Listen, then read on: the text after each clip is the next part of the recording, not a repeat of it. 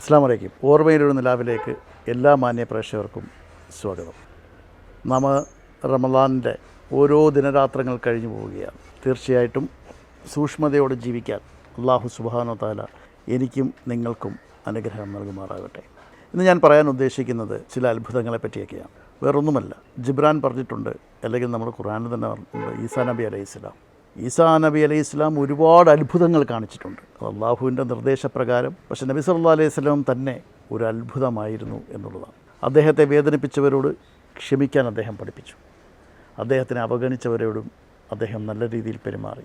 ഇത് മനുഷ്യ സമൂഹത്തിന് ഒരു ഉത്തമ ഉദാഹരണമാണ്. അദ്ദേഹം നിഷ്കർഷിച്ചിട്ടുള്ളൊരു വളരെ വ്യക്തമായൊരു കാര്യമുണ്ട്. ഒരാൾ നിങ്ങളെ അവഗണിച്ചാൽ നിങ്ങളതിൽ വേദനിക്കരുത്. കാര്യം ഒരുവൻ നിങ്ങളെ അവഗണിച്ചാൽ അള്ളാഹു നിങ്ങളെ അവഗണിക്കില്ല, നിങ്ങൾക്ക് അനുഗ്രഹങ്ങൾ നൽകുക തന്നെ ചെയ്യും. ഒരാളെ അവഗണിക്കണമെങ്കിൽ അയാളുടെ ഉള്ളിലുള്ള അരക്ഷിതാബോധവും അതോടൊപ്പം തന്നെ അസൂയയുമാണ്. അസൂയ എന്ന് പറയുന്നത് മനുഷ്യ സഹജമാണെങ്കിൽ പോലും ആ അസൂയ തീർച്ചയായിട്ടും ഒരു മനുഷ്യന് ഭൂഷണമല്ല എന്നുള്ളതാണ് സത്യം. ഈ അവഗണനകൾ മറ്റൊരാൾക്ക് നൽകുകയാണെങ്കിൽ തീർച്ചയായിട്ടും അവൻ്റെ ഉള്ളിലെ അരക്ഷിതാവസ്ഥയും അതോടൊപ്പം തന്നെ അസൂയയും തന്നെയാണ്. നബി സല്ലല്ലാഹു അലൈഹി വസല്ലം തൻ്റെ ജീവിതത്തിൽ ഒരുപാട് അവഗണനയും അതോടൊപ്പം തന്നെ അതിക്രമങ്ങളും അതോടൊപ്പം തന്നെ ഒരുപാട് പസാദുകളും കേട്ടുമടുത്ത വ്യക്തിയാണ്. തീർച്ചയായിട്ടും അദ്ദേഹത്തിനെതിരായിട്ട് അദ്ദേഹത്തിൻ്റെ മുന്നിൽ നിന്ന് അദ്ദേഹത്തെ ആക്ഷേപിച്ചവരുണ്ട്, അദ്ദേഹത്തിൻ്റെ പുറകിൽ നിന്ന് അദ്ദേഹത്തെ കളിയാക്കിയവരുണ്ട്. എന്തിന് ഒരു യഹൂദ സ്ത്രീ കുടലുകൾ എടുത്ത്, പശുവിൻ്റെയോ അല്ലെങ്കിൽ ഒട്ടകത്തിൻ്റെയോ കുടലുകളെടുത്ത് അദ്ദേഹത്തിൻ്റെ ദേഹത്ത് എറിഞ്ഞിട്ട് പോലും ഖമ എന്നൊരക്ഷരം അല്ലെങ്കിൽ ഇച്ചിപ്പോ എന്ന് പോലും പറയാതെ പുഞ്ചിരിച്ചു കൊണ്ട് നടന്നു പോയ ഒരു മഹാ വ്യക്തിത്വമായിരുന്നു പുണ്യ റസൂൽ നബി സല്ലല്ലാഹു അലൈഹി വസല്ലം തങ്ങൾ. അതുകൊണ്ട് ജീവിതത്തിൽ ഒരുപാട്, ഇപ്പം വ്യക്തിപരമായി എനിക്ക് പോലും ഒരുപാട് അവഗണനകൾ ലഭിച്ചിട്ടുണ്ട്. പക്ഷെ അപ്പോഴൊക്കെ ഞാൻ കൈയുയർത്തി പ്രാർത്ഥിക്കുന്ന എൻ്റെ സൃഷ്ടാവിനോടാണ്, റബ്ബ് നമ്മളെ അവഗണിക്കാതിരിക്കട്ടെ. റബ്ബ് നമ്മളെ അവഗണിക്കാതിരിക്കണമെങ്കിൽ നമസ്കാരം മുറ പോലെയും മറ്റു സഹജീവികളോട് നമ്മൾ സഹവർത്തികളോടും സ്നേഹത്തോടുകൂടിയും പെരുമാറുക. എല്ലാ മനുഷ്യരും നമുക്കൊരുപോലെയാണ്. എല്ലാവരെയും ചേർത്ത് പിടിക്കുക, പാവപ്പെട്ടവൻ്റെ വിശപ്പകറ്റുക. തീർച്ചയായിട്ടും ദുഃഖിക്കുന്നവൻ്റെ കണ്ണുനീരൊപ്പുന്നത് സൃഷ്ടാവാണ്. ആ കണ്ണുനീരൊപ്പിക്കാൻ ഒരു കൈത്താങ്ങായി നമ്മൾ നിന്നാൽ സൃഷ്ടാവിൻ്റെ അനുഗ്രഹം നമ്മൾക്കും ലഭിക്കും. ഈ പുണ്യമാസത്തിൽ അത്തരം അനുഗ്രഹങ്ങൾ നമുക്ക് ലഭിക്കുമാറാകട്ടെ.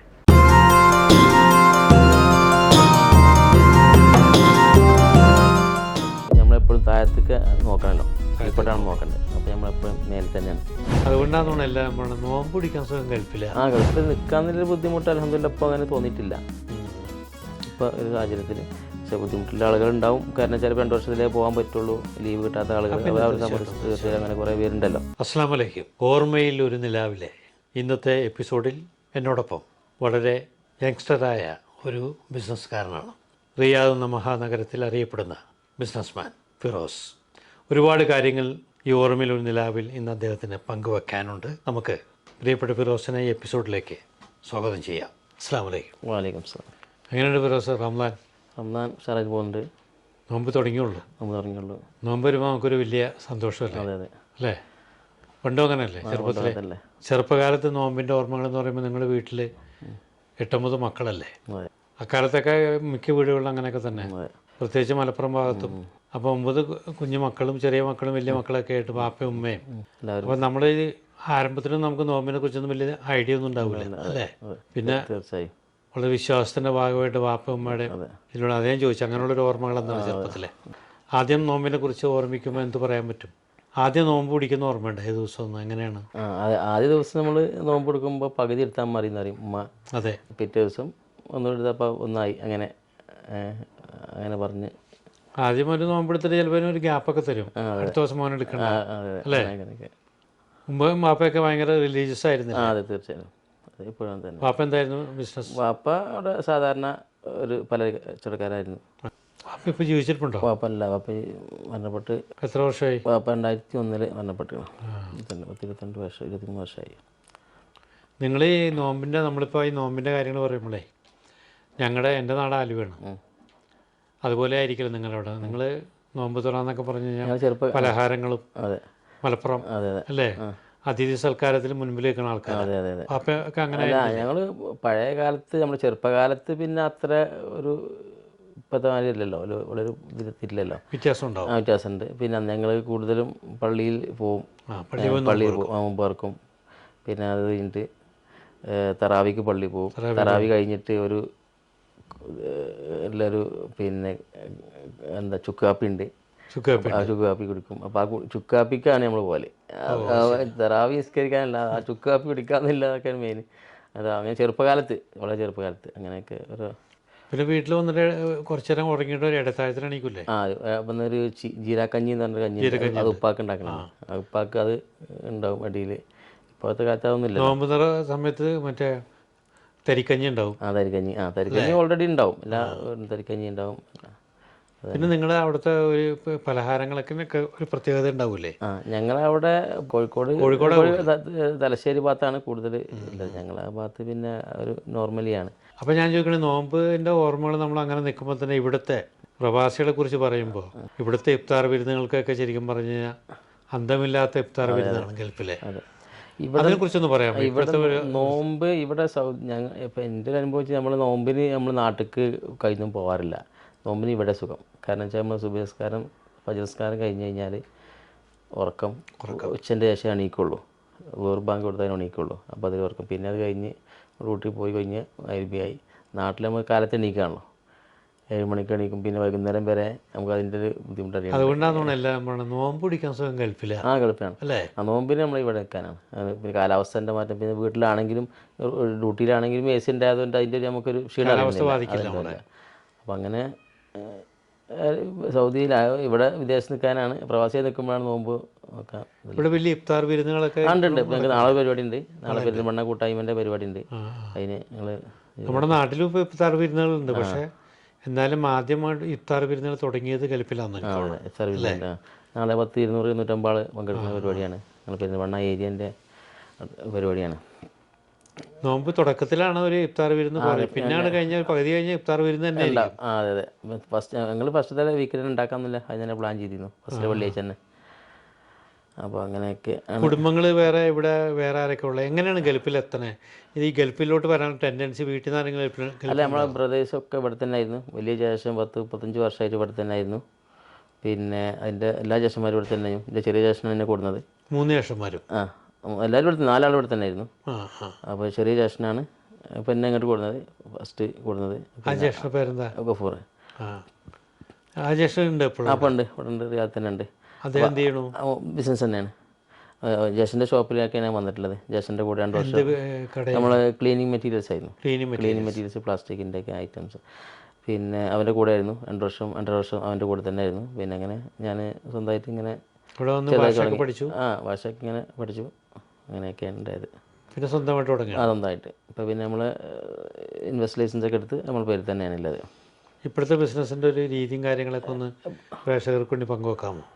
ഇപ്പം നമ്മൾ ചെയ്യുന്നത് ഈ ക്ലീൻ മെറ്റീരിയൽസ് ആണ്. ഇപ്പോൾ ഇവിടെ നമ്മൾ അപ്പോൾ ചെയ്തുകൊണ്ടിരുന്നത് ഇതുവരെ നമ്മൾ ഈ ഗവൺമെൻറ് പ്രൊജക്റ്റുകൾക്ക് സപ്ലൈ ആയിരുന്നു. ഇവിടുത്തെ ഓഫീസുകൾ, ഹോസ്പിറ്റലുകൾ, അങ്ങനെ അതിൻ്റെ മെറ്റീരിയൽസ്, എക്യുപ്മെൻറ്റ്സ് സപ്ലൈ ആയിരുന്നു. ഇപ്പോൾ ഷോപ്പ് ഇട്ടിട്ടുണ്ട് ഇവിടെ. ആദ്യം ഡിസ്ട്രിബ്യൂഷനായിരുന്നു വെയർ ഹൗസിൽ ഇങ്ങനെ സപ്ലൈ. ഇപ്പോൾ ഡിസ്ട്രിബ്യൂഷൻ ഇല്ല. ഇപ്പോൾ ഡിസ്ട്രിബ്യൂഷൻ ഉണ്ട്, അതുണ്ട്. അത് വെയർ ഹൗസിൽ ഇട്ടിട്ടുണ്ട്. ഷോപ്പ് പുതിയതായിട്ടുണ്ട്. 2 ഷോപ്പ് ഇപ്പോൾ ഉള്ളത്. അവിടെയൊക്കെ എത്ര സ്റ്റാഫും കാര്യങ്ങളൊക്കെ ഉണ്ട്? സ്റ്റാഫ് 12 പേര് ഉണ്ട് ടോട്ടൽ. ഇനിയിപ്പോൾ ബിസിനസ്സിൻ്റെ വേറെ ഡെവലപ്മെൻറ്റ് വല്ലതും ഉദ്ദേശിക്കുന്നുണ്ടോ? ഇത് കഴിഞ്ഞിട്ട് ഇനിയിപ്പോൾ പറയാൻ പറ്റുമോ? ഇപ്പോൾ അങ്ങനെ ഇങ്ങനെയൊക്കെ പോയാൽ മതി. അങ്ങനെ മതി. ഹാപ്പിയാണ്? ഹാപ്പിയാണ്, അൽഹംദുലില്ലാഹ്. എത്രാമത്തെ വയസ്സിലൂടെ വന്ന ഗൾഫിൽ? ഞാൻ 25ാമത്തെ വയസ്സിൽ. പഠനമൊക്കെ? പഠനം കൂടുതൽ പോയിട്ടില്ല. SSLC തന്നെ. SLC കഴിഞ്ഞപ്പോൾ തന്നെ ബ്രദറൊക്കെ ഉള്ളപ്പോൾ എല്ലാം വേറെ നാട്ടിൽ വേറെ ആലോചിക്കേണ്ട ആവശ്യമില്ല. ഒന്നുമില്ല. ഇങ്ങോട്ട് പോകുന്ന ജ്യേഷ്ഠന്മാരൊക്കെ ഇവിടെ അവർ ഇങ്ങോട്ട് നമ്മളെ ഭാഗത്ത് അങ്ങനെയൊക്കെയാണ്. കാരണം ഗൾഫിക്ക് ആ കാലത്തൊക്കെ ഇപ്പോൾ ഒക്കെ പഠിച്ച് ഇതായാലും ആ കാലത്തൊക്കെ അങ്ങനെയാണ്. ഗൾഫിക്ക് പോരാന്നില്ലാണ്, SLC കഴിഞ്ഞാൽ ഗൾഫിക്ക് പോരാന്നില്ലാണ്. ഫിറോസ് ഇവിടെ നിന്ന് തിരിഞ്ഞ് നാട്ടിലോട്ട് നോക്കുമ്പോൾ എന്തെങ്കിലും മിസ്സാകുന്നുണ്ടോ, നഷ്ടപ്പെടുന്നുണ്ടോ കൂട്ടുകാരെ, അല്ലെങ്കിൽ നമ്മുടെ നാട് നെന്മിനി എന്ന ഗ്രാമം?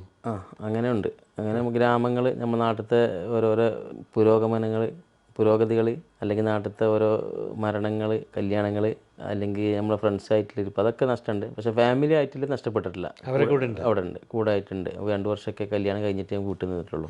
അതുകൊണ്ട് അൽഹംദുലില്ലാ അതിന് ഒരു കോട്ടം തട്ടിയിട്ടില്ല. പക്ഷേ പിന്നെ മറ്റുള്ള നഷ്ടങ്ങൾ കൂട്ടുകാർ നമ്മുടെ നാട്ടിൽ കൂട്ടുകാരുണ്ട്. പിന്നെ നാട്ടിലത്തെ ആ ഒരു ഇതുണ്ടല്ലോ. ഇപ്പോൾ പിന്നെ നമ്മൾ വീഡിയോ കോൾ വിളിക്കുന്നുണ്ട്. പിന്നെ നമ്മളിപ്പോൾ വീഡിയോ കോളൊക്കെ നമ്മുടെ നാട്ടിലും ഇവിടെ നിൽക്കുന്ന ഒരേ മാതിരിയാണ്.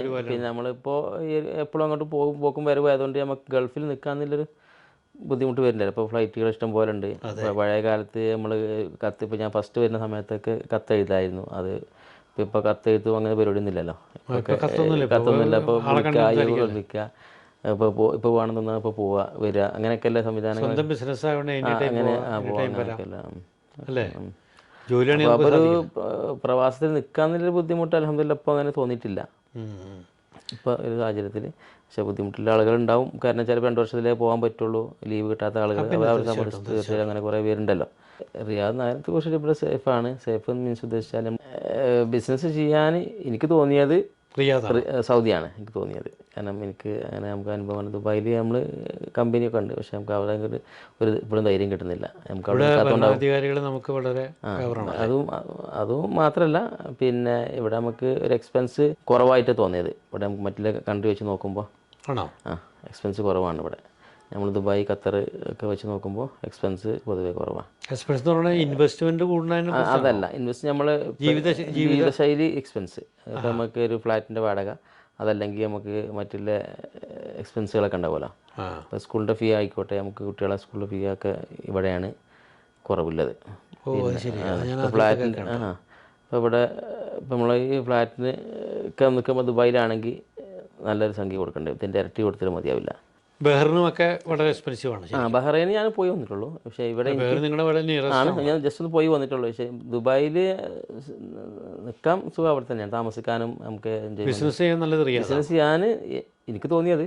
അവിടെ ദുബായിൽ നിൽക്കുന്ന കാരണം അതുകൊണ്ടായിരിക്കും ഒരുപാട് മലയാളികളുടെ ബിസിനസ് രംഗത്തുണ്ടല്ലേ, ട്രേഡിങ്ങിലും മറ്റുള്ള കാര്യങ്ങളൊക്കെ. അതെ. നിങ്ങളുടെ എനിക്ക് ഇവിടെ ഒന്ന് കറങ്ങിയപ്പോൾ മനസ്സിലായെന്ന് വെച്ചാൽ അധികം ആൾക്കാരും നിങ്ങളുടെ ജില്ലയിലുള്ള ആൾക്കാരാണ്. മലപ്പുറം ഇതിലേറെ കൂടുതലാണ് ജിദ്ദയിൽ. അപ്പോൾ എല്ലാം കൊണ്ടും ഫിറോസിൻ്റെ അഭിപ്രായം റിയാദ് സുന്ദരമാണ്. അൽഹംദുലില്ലാ നമുക്ക് ഇന്ന് വരെ ബുദ്ധിമുട്ടൊന്നും വന്നിട്ടില്ല, കുഴപ്പമൊന്നുമില്ല, റാഹത്ത് തന്നെയാണ്. റിയാസിൻ്റെ ശരിക്കും പറഞ്ഞാൽ ഇനിയിപ്പോൾ അത്യാവശ്യം ഒരു നല്ലൊരു പൊസിഷനിലൊക്കെ എത്തിക്കഴിഞ്ഞ ആൾ. അപ്പോൾ ഞാൻ ചോദിക്കണേ, ഇനി എന്താണ് സ്വപ്നം? നമുക്ക് അൽഹംദുലില്ലാ അപ്പം നമ്മൾ ജീവിച്ചു പോകാനൊക്കെ കുഴപ്പമില്ല, പോകുന്നുണ്ട് അൽഹംദുലില്ലാ. നമ്മളെപ്പോഴും താഴത്തേക്ക് നോക്കണമല്ലോ, ഇപ്പോഴാണ് നോക്കേണ്ടത്. അപ്പോൾ നമ്മളെപ്പോഴും മേലെ തന്നെയാണ് ഞാനങ്ങനെ ചിന്തിക്കാറ്. സ്വപ്നം കണ്ട ആവശ്യമില്ല. അല്ല, നമ്മളെപ്പോഴും ഇല്ലതിന് നമ്മൾ തൃപ്തിപ്പെടാറാണ്. അപ്പോൾ സ്വപ്നം കണ്ട് വെറുതെ ആവശ്യമില്ലാതെ അല്ല, നമുക്ക് വിധിച്ചത് നമുക്ക് കൊണ്ടും അങ്ങനെയൊക്കെ വിശ്വാസമാണ്. പിന്നെ എന്താണ്, ഇനി കൂടുതൽ അതാ തരികയാണെന്നുണ്ടെങ്കിൽ. അല്ല, ഞാൻ ചോദിക്കണം, ഇപ്പോൾ ക്ലീനിങ് പ്രോഡക്റ്റിൻ്റെ ഒരു ബിസിനസ് ആണല്ലോ ഉള്ളത്. ബ്രദറിനായാലും പ്രോഡക്റ്റ് അല്ല, നമ്മൾ ട്രേഡിംഗ് ആണ്. ട്രേഡിങ്. അപ്പോൾ അതിൻ്റെ ഷോപ്പും കാര്യങ്ങളൊക്കെ ക്ലീനിങ് പ്രോഡക്റ്റായിട്ട് ബന്ധപ്പെട്ട് കിടക്കുന്ന ഇതാണ് ചെയ്യുന്നത്. ഞാൻ ചോദിച്ചാൽ മാറ്റി ചിന്തിക്കണ്ടോ ഇതിനോട് അനുബന്ധിച്ച്? ഇതല്ല, ഇപ്പോൾ ഞങ്ങൾ ഇമ്പോർട്ട് ചെയ്യാൻ്റെ പരിപാടി നോക്കുന്നുണ്ട്. ഇപ്പോൾ നമ്മൾ ഫ്രണ്ട്സായിട്ട് ഞങ്ങൾ നാട്ടിൽ നിന്ന് എന്താ ഐറ്റം? ഇതിൻ്റെ ക്ലീനിങ് ഐറ്റംസ് തന്നെ, അതിൻ്റെ മോപ്പ്, അതേമാതിരി ഇതിൻ്റെ സാധനങ്ങൾ നമ്മൾ ചൈനയിൽ നിന്നും ഇന്ത്യയിൽ നിന്നും കൊണ്ടുവരേണ്ട പരിപാടിയുണ്ട്. അതെ ഞാൻ ചോദിച്ചത്. അപ്പോൾ അത് ഒരു ഇതിനായിട്ട് ബന്ധപ്പെട്ട ബിസിനസ്സാണെങ്കിൽ തന്നെ ചില കാര്യങ്ങൾ മാറ്റമുണ്ടല്ലോ. അതെ. അതേ ചോദിച്ചു. നമ്മളിപ്പോൾ ട്രേഡിംഗ് ആണെങ്കിൽ നമ്മൾ മാർക്കറ്റിംഗ് ആണ്. ഇത് സാധനം കൊടുത്ത് നമ്മൾ മാർക്കറ്റ് ചെയ്യാണ്. മറ്റേ നമ്മൾ ഷോപ്പ് ചെയ്യല്ലേ, മാറ്റുണ്ട്. വൈഫിൻ്റെ ഒക്കെ സപ്പോർട്ട് എങ്ങനെ ബിസിനസ്സിൽ? വൈഫ് നോർമലി ഹൗസ് വൈഫാണ്. വൈഫിൻ്റെ വീട് പെരുന്തമണ്ണയാണോ? മഞ്ചേരി അടുത്ത് തന്നെ. ഫുൾ സപ്പോർട്ടാണ് വീട്ടിൽ നിന്ന്? അതുണ്ടാവില്ല സ്വാഭാവികമായിട്ടും. നമ്മുടെ ഡെവലപ്മെൻറ്റിൻ്റെ പുറകിലുള്ള ഏറ്റവും വലിയ ശക്തി അവർ തന്നെയാണ്. അതെ, ജാഷന് നല്ല സപ്പോർട്ടാണ്. മിസ്സസിൻ്റെ പേരെന്താ? നമ്മളത് സഹമുൽ ഖലീജ്. റെയർ നെയിമാണല്ലോ. അതൊരു അറബ് പേരാണ്, നമ്മൾ ഇവിടുത്തെ പേരാണ്. വൈഫിൻ്റെ വാപ്പ ഗൾഫിലായിരുന്നു? കുഴപ്പമില്ല, നാട്ടിൽ തന്നെയാണ്. പിന്നെ ആ പേരെങ്ങനെ ഒന്ന് ആലോചിച്ചു? അല്ലല്ല, അത് സഹമുൽ എന്ന് പറഞ്ഞാൽ അത് ഇവിടുത്തെ ഒരു ഇതാണ്, മറ്റേ ഇവിടുത്തെ അറബി പേരാണ്. നമ്മളെ പാർട്ണർ സൗദി ഉണ്ട്, അപ്പോൾ അവൻ്റെ പേരാണ്. 3 മക്കളല്ലേ? അതെ അതെ, 3 മക്കൾ. മൂത്ത മോൻ? മൂത്തത് മോളാണ്. 2 വലുത്. മോളുടെ പേര് റിഫ ഫാത്തിമ, മറ്റേ വലുത് രണ്ടാമത്തത് റിൻഹ ഫാത്തിമ, മോൻ്റെ പേര് റജുവാൻ. അപ്പോൾ എന്തായാലും വലിയ സന്തോഷം. നമുക്ക് ഇനിയും കാണാം. ബിസിനസ് വലിയ അഭിവൃദ്ധിയിലോട്ട് ഇനിയും വരട്ടെ. പറഞ്ഞ പോലെ പുതിയ ഐഡിയാസ് ശരിക്ക് പച്ച പിടിക്കട്ടെ. All the best. അസ്സലാമു അലൈക്കും.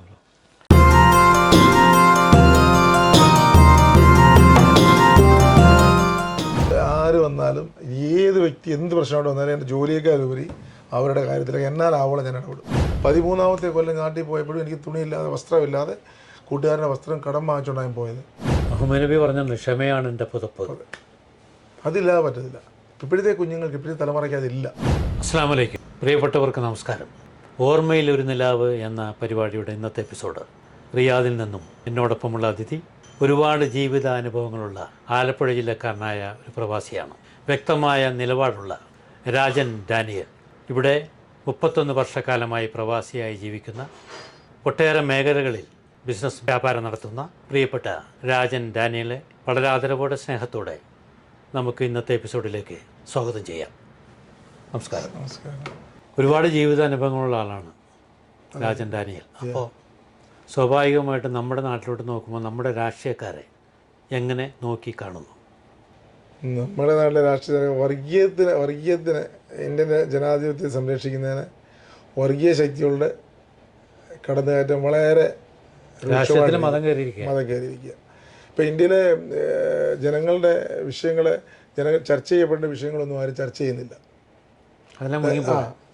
വസ്ത്രം, പാർപ്പിടം, വിദ്യാഭ്യാസം ഇങ്ങനെയുള്ള കാര്യങ്ങളെപ്പറ്റി ആരും ചർച്ച ചെയ്യാതെ അനാവശ്യമായ ചർച്ചകൾ, അനാവശ്യമായ കാഴ്ചപ്പാടുകൾ ജനങ്ങളുടെ മധ്യ കൊണ്ടിട്ടിരിക്കുന്നത് ഒരാവശ്യമില്ലാത്ത. അങ്ങനെ ജനങ്ങളെ ഒരു അന്ധരാക്കി വച്ചിരിക്കുകയാണ് ഇപ്പോഴത്തെ രാഷ്ട്രീയ പ്രസ്ഥാനങ്ങൾ.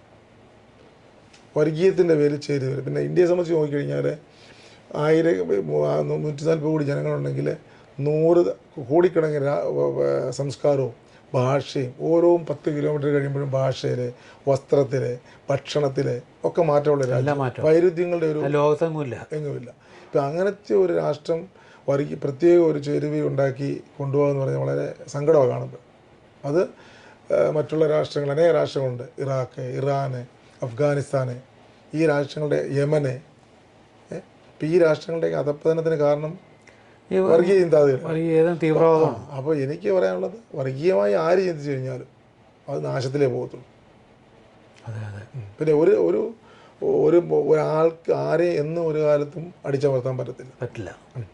ഇപ്പം ഞാൻ എന്ത് കഴിക്കണം, ഞാൻ എന്ത് ഉടുക്കണം, ഞാൻ എവിടെ പോകണം, ഞാനിത് വിശ്വസിക്കണം, ഇത് ഞാനാണ് ചിന്തിക്കുന്നത്. തീർച്ചയായും എന്നിൽ അടിച്ചേൽപ്പിക്കാൻ വന്നു കഴിഞ്ഞാൽ ഇഷ്ടപ്പെടത്തില്ല. ഇപ്പം നടന്നുകൊണ്ടിരിക്കുന്നത് അതാണ്. ഇപ്പോൾ പരിശുദ്ധ റംസാൻ മാസമാണ്. അതെ. ഇസ്ലാം മതവിശ്വാസികളെ ഏറ്റവും കൂടുതൽ അവരുടെ ഏറ്റവും പരിശുദ്ധമായ മാസം, ശുദ്ധീകരണത്തിൻ്റെ മാസം. അതെ.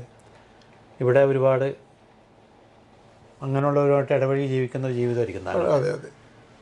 അപ്പോൾ നോമ്പിനെ കുറിച്ച് നമ്മുടെ ഓർമ്മയിലൊരു നിലാവുന്ന പ്രോഗ്രാമാണ്. നോമ്പിനെ കുറിച്ചുള്ള ഓർമ്മകൾ, സൗഹൃദ വലയത്തിൽ ഇഫ്താർ വിരുന്നുകൾ, ഇതിനെക്കുറിച്ചൊക്കെ നോമ്പെടുത്തിട്ടുണ്ടോ ജീവിതത്തിൽ? നോമ്പെടുത്തിട്ടുണ്ട്.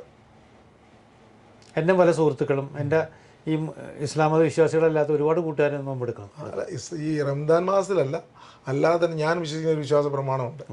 അതനുസരിച്ച് ഞാൻ പല അവസരങ്ങളിൽ ശാരീരികമായിട്ടും നല്ലതാണല്ലോ, മാനസികമായിട്ടും. അപ്പോൾ ഇവിടുത്തെ വിശേഷം എന്ന് പറയാം, ഈ നോമ്പിനെ കുറിച്ചുള്ള. നോമ്പിന് ഇവിടെ വളരെ എനിക്ക് തോന്നുന്നൊരു നല്ല ശതമാനം ആൾക്കാരും ഇസ്ലാമിക വിശ്വാസികൾ നോമ്പ് ആചരിക്കുന്നുണ്ട്. നമ്മളെ കഴിവ് സഹായങ്ങൾ എന്ന് പറഞ്ഞാൽ എല്ലാ രീതിയിലും അവർക്ക് വേണ്ടിയ കാര്യങ്ങളെന്ന് പറഞ്ഞു കഴിഞ്ഞാൽ സമയമോ കാര്യങ്ങൾ അഡ്ജസ്റ്റ് അവർക്ക് ഒരു തരത്തിലും അവർ നോമ്പിന് ബുദ്ധിമുട്ടത്തക്ക രീതിയിൽ നമ്മുടെ ജോലിക്കാരുടെ അടുത്തോ എല്ലാ ജോലിക്കാരും അവർ പറയുന്ന സമയങ്ങൾ, അവർ പറയുന്ന രീതിക്ക് എല്ലാം അവർ പറയുന്ന പോലെ ഞാൻ കേൾക്കുന്നുള്ളൂ. അതിന് യാതൊരു വിഘ്നവും ഉണ്ടാകത്തില്ല. അത് ശരി. അവർക്ക് ഭയങ്കര അവർക്ക് രാത്രി ഫ്രീഡം കൊടുക്കുന്നൊരു മാസമുണ്ട്. അവർക്ക് ഇപ്പോഴെ ജോലി വേണം, ഇതുപോലെ ജോലി വേണം, ഇതുപോലെ ഇങ്ങനെ വേണം, അത് കേൾക്കുന്ന ആളാണ്. അതുകൊണ്ട് നന്മയല്ലാതെ നമുക്ക് തിന്മയൊന്നും ഉണ്ടാകുന്നില്ല. ഇഫ്താർ വിരുന്നുകളിൽ പങ്കെടുക്കാറുണ്ടോ? വല്ലപ്പോഴും അത്രയും പോയിട്ടുണ്ട്.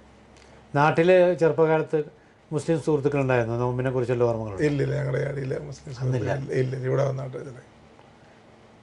എന്താ ഇനി ജീവിതത്തിലെ ഏറ്റവും വലിയ സ്വപ്നം?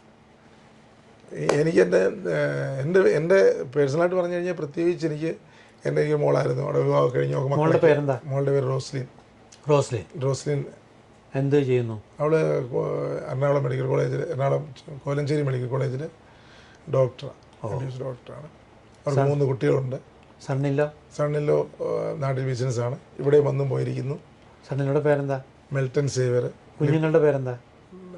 ഞാൻ വീട്ടിൽ വിളിക്കുന്നത് തൊമ്മി, ചാണ്ടി, അങ്ങനെ. മിസ്സസിൻ്റെ പേരെന്താ? എൻ്റെ ഓമന. അവിടെ ആ നാട്ടുകാർ തന്നെയാണോ? അല്ല, എൻ്റെ നാട്ടുകാർ. ഈ വേറെ യാത്രകളൊക്കെ പോകാറുണ്ടോ? യാത്രകളൊക്കെ അങ്ങനെ പോകാൻ ആഗ്രഹമുണ്ട്. പക്ഷേ എനിക്ക് ഇതിനോട് ഭയങ്കര ഹരമാണ്. ത്രൂ ഔട്ട് ഈ ബിസിനസ്സായിട്ട് നിൽക്കുമ്പോൾ ഇതിനിടയിൽ എന്തെങ്കിലും ഹോബിയൊക്കെ ഉണ്ടോ? എനിക്ക് ബിസിനസ് തന്നെ എൻ്റെ ഹോബിയാണ്. അത് തന്നെ ഒരു ഇടത്തേക്ക് നമ്മളൊരു ഹരമായിട്ടുള്ള ലഹരിയാണ്. അത് പലരെയും ഞാൻ നമ്മുടെ ലഹരിയാണ്. അത് പലരെയും ഞാൻ പിന്നെ അതിനുവേണ്ടി എൻകറേജ് ചെയ്യും. പല പാകിസ്ഥാനികൾക്ക് ബിസിനസ് ഇട്ട് കൊടുത്തിട്ടുണ്ട്, പല മലയാളികൾക്ക് ബിസിനസ് ഇട്ട് കൊടുത്തിട്ടുണ്ട്. ആരെങ്കിലും വന്നു കഴിഞ്ഞാൽ അവരോട് പറയും നിങ്ങൾ ബിസിനസ് ചെയ്യാൻ പറയും. എന്തെങ്കിലും ബിസിനസ് ചെയ്യാൻ പറയും. തട്ടുകടയാണെങ്കിലും പ്രശ്നമില്ല, പക്ഷേ ബിസിനസ് ചെയ്യാൻ പറയും. അങ്ങനെ ഒരു ചോദ്യമാണ് ഞാൻ ചോദിക്കാൻ വേണം. നമ്മുടെ സംസാരം കേട്ടുകൊണ്ടിരിക്കുന്ന ഒരുപാട് യങ്സ്റ്റേഴ്സ് ഉണ്ടാവും. അവരൊക്കെ പ്രവാസികളായ സീനിയേഴ്സ് നിങ്ങളുടെ സംസാരം കേൾക്കുമ്പോൾ അവരെന്തെങ്കിലുമൊക്കെ എക്സ്പെക്റ്റ് ചെയ്യും, അതിൽ നിന്ന് എന്തെങ്കിലും കിട്ടുമെന്ന്. അപ്പോൾ അങ്ങനെയുള്ള കുട്ടികൾക്ക് വേണ്ടിയിട്ട് താങ്കളുടെ ജീവിത പാഠത്തിൽ നിന്ന്, ജീവിതാനുഭവങ്ങളിൽ നിന്ന് ഒരു അഡ്വൈസ് കൊടുക്കാൻ പറ്റുമോ? അഡ്വൈസ് ഇതാണ് എനിക്ക് പറയാനുള്ളത്. ഇതേ ഉള്ളൂ. ഒരു ദിവസം കൊണ്ടോ, ഒരു മാസം കൊണ്ടോ, ഒരു വർഷം കൊണ്ടോ, 5 വർഷം കൊണ്ടോ, 10 വർഷം കൊണ്ടോ യൂസുഫ് അലി ആവത്തില്ല, അല്ലെങ്കിൽ അദാനി അംബാനി ആവത്തില്ല. സഹിക്കുക, ക്ഷമിക്കുക, വഹിക്കുക. നമ്മൾ എവിടെയായിരുന്നാലും നമ്മളെ ഏത് സ്ഥാനത്ത് നമ്മളെ ഏൽപ്പിച്ച ആ കാര്യങ്ങൾ ഉത്തരവാദിത്തോടെ ചെയ്യുക. നമ്മൾ അല്പത്തിൽ നമ്മൾ വിശ്വസ്തനായിരുന്നാലും നമ്മളെ അധികത്തിൽ നമ്മുടെ യജമാനൻ നമ്മളെ വിചാരകനാക്കും. പറഞ്ഞാൽ എനിക്ക് ചെറിയൊരു പൊസിഷൻ അവിടെ നമ്മൾ വിളങ്ങിയാൽ നമുക്ക് മറ്റുള്ളിടത്ത് നമുക്ക് തിളങ്ങുവാൻ പറ്റും.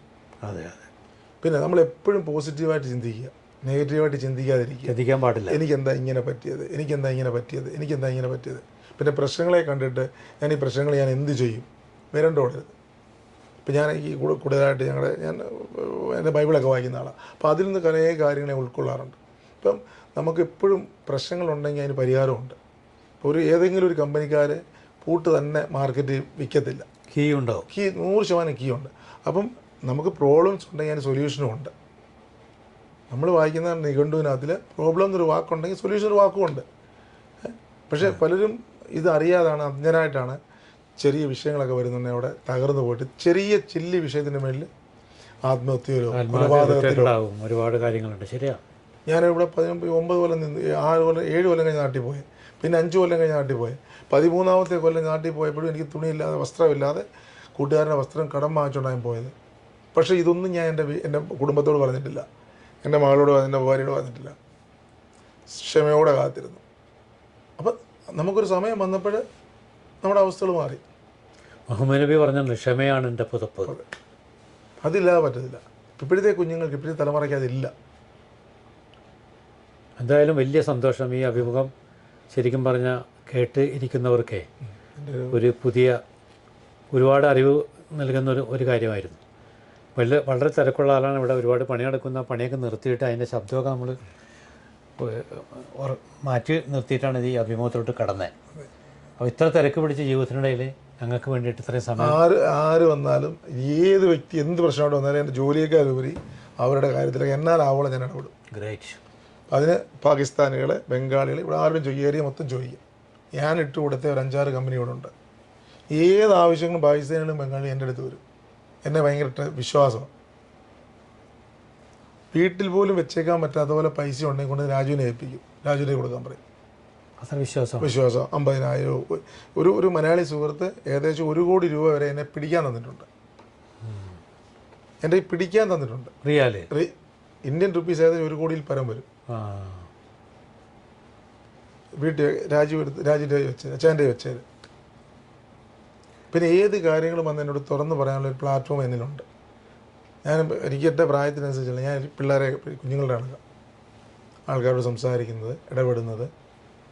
എന്നെ ആരും അച്ചായ, അല്ലെ അങ്കിളെ, അല്ലെങ്കിൽ മുതലാളി എനിക്കിഷ്ടമല്ല. എന്ന് വിളിക്കുന്നത് ഇഷ്ടമാണ്. എന്നെ എടാ പോടാ രാജു എന്നൊക്കെ വിളിച്ച് ഞാൻ എൻ്റെ മാനസികമായിട്ട് സൈക്കോളജിക്കലായിട്ട് ഞാൻ കുറേ ചെറുപ്പമാവും, താഴ്മയാവും. പിന്നെ ഞാൻ കുഞ്ഞുങ്ങൾ അവരുടെ ജോലി ചെയ്യും, അവരുടെ മനുഷ്യൻ നിലയിൽ ഒരുപാട് ക്വാളിറ്റീസ് ഉള്ള ഒരു ക്യാരക്ടർ. ഇതൊക്കെയാണ്. എന്തായാലും പരിചയപ്പെട്ടതിലും സംസാരിക്കാൻ കഴിഞ്ഞതിലും ഞങ്ങളുടെ അഭിമുഖത്തിൽ ഇത്രയും സമയം സ്പെൻഡ് ചെയ്തതിലും ഒരുപാട് നന്ദി. നമസ്കാരം. നമസ്കാരം.